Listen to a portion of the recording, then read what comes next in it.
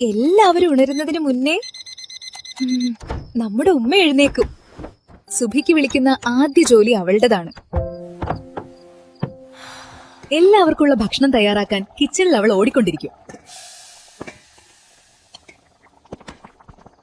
രാവായാലും പകലായാലും അവൾക്ക് വിശ്രമമില്ല. നോമ്പ് തുറയ്ക്ക് സമയമായാലും അവൾ വീണ്ടും ഓട്ടത്തിലാണ്. ഇഫ്താർ കഴിഞ്ഞാലും അവളുടെ ജോലി തീരില്ല. എല്ലാവരും വിശ്രമിക്കുമ്പോ അവള് ജോലിയിലാണ്. ശരീരവേദനയുണ്ടായാലും അവൾക്ക് വിശ്രമമില്ലായിരുന്നു.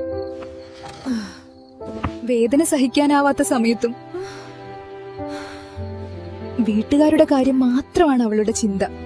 റമദാനിലെ യഥാർത്ഥ ഹീറോസ് നമ്മുടെ ഉമ്മമാരല്ലേ? അവർക്കായി നമുക്കൊരു ദുആ ചെയ്യാം.